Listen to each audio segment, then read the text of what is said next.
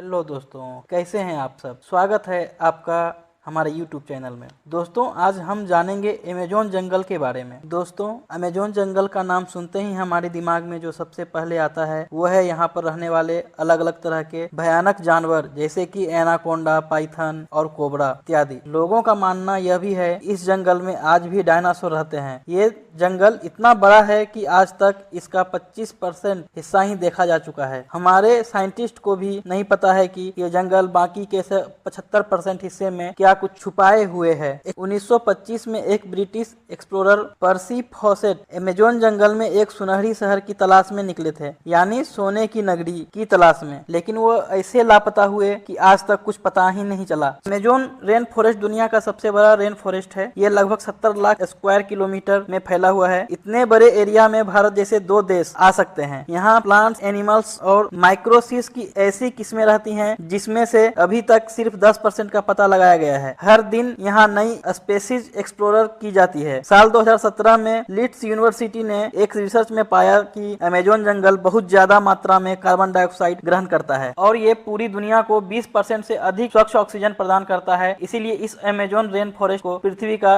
Lungs भी कहा जाता है। आज के समय जिस तरह से अमेजोन जंगल को काटा जा रहा है वो आगे इस पृथ्वी के लिए बहुत ज्यादा नुकसानदेह हो सकता है। आप ये जानकर शॉकिंग हो सकते हैं कि जितने जानवर इस पूरी पृथ्वी पर देखे जाते हैं कि 1/3 जानवर अकेले अमेजोन जंगल में देखे जा सकते हैं। इस जंगल में पेड़ों की संख्या लगभग 4 अरब बताई जाती है, जिसमें 16,000 से ज्यादा प्रजातियां मौजूद हैं। अब जानते हैं कि अमेजोन जंगल का निर्माण कैसे हुआ। इसका कारण है डायनासोर के समय में पृथ्वी पर गिरा उल्कापिंड। दरअसल उल्कापिंड जहाँ गिरा था आज उसी जगह पर अमेजोन जंगल को देखा जा सकता है। उल्कापिंड गिरने से पहले डायनासोर के समय में पृथ्वी पर जंगल ही जंगल हुआ करते थे। उस समय शाकाहारी और मांसाहारी दोनों ही प्रकार के डायनासोर मौजूद थे, लेकिन उस समय जंगल के उन पेड़ों को इतना विशाल होने का समय नहीं मिल पाता था, क्योंकि शाकाहारी डायनासोर पेड़ों को बड़ा होने से पहले ही अपना भोजन बना लेते थे। लेकिन जब उल्कापिंड गिरा तब पृथ्वी के सारे जीव जंतु मारे गए। पृथ्वी पर से जीवन का समझो तो समूल नाश हो गया। परंतु उसके पश्चात रेडिएशन जैसे जैसे कम होते गया, धीरे धीरे पृथ्वी का वातावरण भी नॉर्मल होता गया। उल्कापिंड के गिरने से वहाँ की धरती और भी ज्यादा नरम और उपजाऊ हो गई थी, जिस कारण से यहाँ के पेड़ पौधे बड़ी तेजी से वृद्धि करने लगे। और उस समय यहाँ कोई जीव जंतु भी मौजूद नहीं थे जो कि इस पेड़ पौधे को अपना भोजन के रूप में उपयोग कर सके। यानी ये कह सकते हैं कि जिस रेडिएशन ने इसे नष्ट कर दिया था, उसी रेडिएशन ने इसे फिर से पनपने का कारण बनाया। अमेजोन जंगल में पेड़ पौधे और जानवरों के अलावा आदिवासियों की कई प्रजातियां भी निवास करती हैं। इनमें कई आदिवासियों की प्रजाति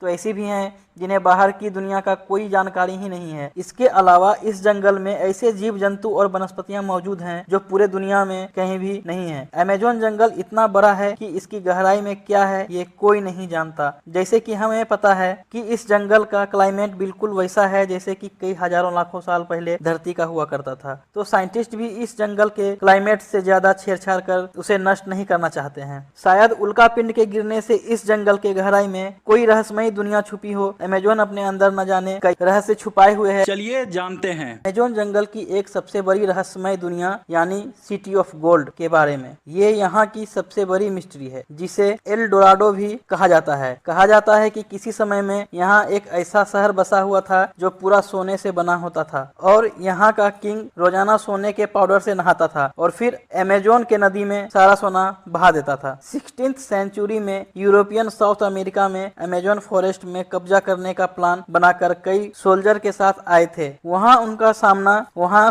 बसे आदिवासियों से हुआ और यूरोपियन ने उनके बनाए हुए आवासों पर कब्जा कर लिया। लगभग 16th सेंचुरी के अंत में उन यूरोपियन को पता चला कि अमेजोन फॉरेस्ट के गहराई में एक ऐसा शहर मौजूद है जो पूरी तरह सोने से बना है। फिर यूरोपियन ने पूरे अमेजोन फॉरेस्ट सर्च की, लेकिन वहां उनको एल डोराडो तो नहीं मिला, लेकिन उन्हें काफी सारा सोना जरूर मिला। अगले 200 सालों तक तलाश करने के बाद अंत में एल डोराडो को मिथ घोषित कर दिया गया। लेकिन फिर 19th सेंचुरी में एक ब्रिटिश एक्सप्लोरर पर्सी फॉसेट ने एल डोराडो को एक बार फिर से तलाशने का फैसला किया। उन्होंने 8 अभियान किए, लेकिन उन्हें वो शहर भी नहीं मिले जिसके जिक्र यूरोपियन ने की थी। वे अपने आखिरी यानी 9वें अभियान में पर्सी फॉसेट अमेजोन के बीच में मौजूद थे, जो कि उनकी आखिरी लोकेशन मिली थी। उनके बाद वो खोज में निकले और कभी वापस लौट कर नहीं आए, जो कि 29 मई 1925 का दिन था। उसके बाद कई महीनों तक उनकी खोज उस जगह पर की गई, लेकिन न तो पर्सी फॉसेट मिले और न ही उनका। फिर साइंटिफिक कमेटी ने ये स्वीकार कर लिया कि यह जगह इंसानों के रहने के लायक नहीं है और न ही यहाँ कोई शहर हो सकता है। लेकिन बदलते दुनिया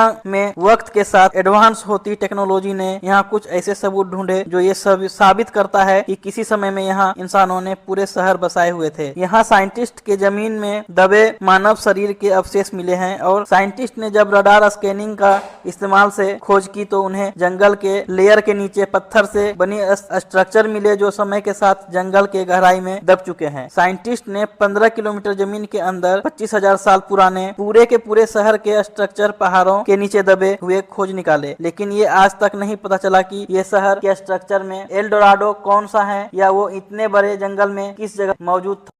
उल्का पिंड जो डायनासोर का अंत और इंसानों का आरंभ बना, इसलिए कहते हैं कि किसी का अंत ही किसी और के लिए आरंभ होता है। क्रिटिशियस पीरियड से पहले भी 4 एक्सटेंशन हुए थे और ऐसे ही एक वक्त आएगा जब इस धरती से हम मनुष्य का नामो निशान मिट जाएगा और वो होगा छठा मास एक्सटेंशन। आज के लिए इतना ही दोस्तों। वीडियो को लाइक करें, चैनल को सब्सक्राइब करें। धन्यवाद।